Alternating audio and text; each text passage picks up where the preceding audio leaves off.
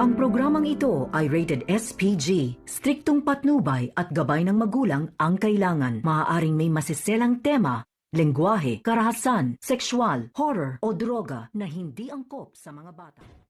Kung fanatics ka rin ba sa apoy sa dugo katulad ko, pahingi naman ng isang like at isang subscribe dyan. Maraming salamat.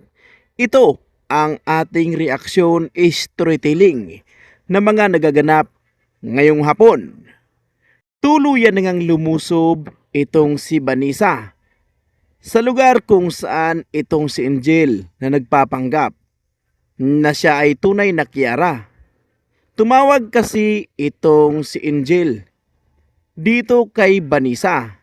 Kumuha itong si Kiara ng isang babae na magpapanggap na siya ay si Angel na tunay. Maayos ang pag-acting ng naturang babae kaya binigyan ni Kiara ng 3,000.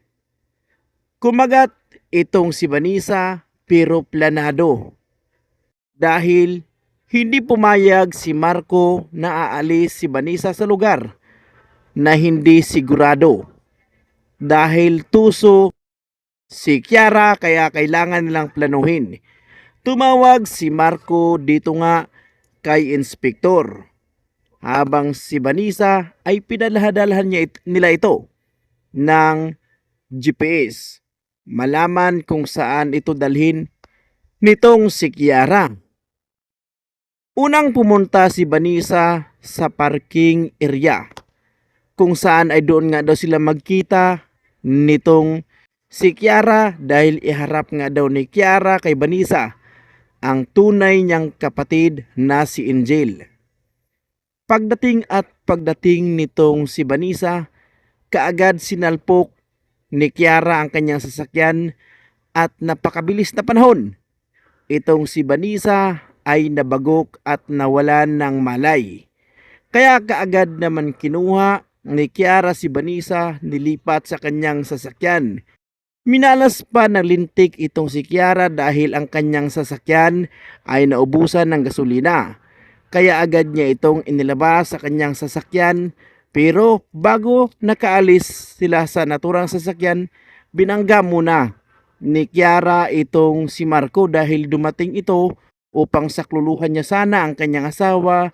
Ngunit ito'y bumagsak dahil tinamaan sa sasakyan ni Kiara. At dyan tagumpay si Kiara na mabitbit si Vanessa at ito'y kanyang itinali. May dala din itong gasolina. Habang si Inspektor naman ay may kabagalan. Matagal dumating kaya naman agad nilang ginamot itong si Marco. Biglang naisip ni Marco na mayroon pala siyang inilagay na tracking device kay Vanessa kaya tiningnan niya ito at kumpirmado. Nandyan pa sa loob ng naturang building. Ngunit may biglang umapoy dahil sinunog na ng tuluyan ni Kiara si Vanessa. Ibinuhos ni Kiara ang kanyang 1 galon na gasolina. Bago niya ito sinunog, pinapakiusap ni Kiara si Vanessa dito kay Angel. Ngunit dahil pinatay na ni Kiara si Angel kaya hindi niya ito makita sapagkat ito'y espiritu na lang. Bukod tanging si Kiara lamang ang makakita rito. Kaya naman matinding habulan ang naganap dahil sinunog ni Kiara, itong si Kiara ay tatamaan nito dahil sa baril nitong si Inspektor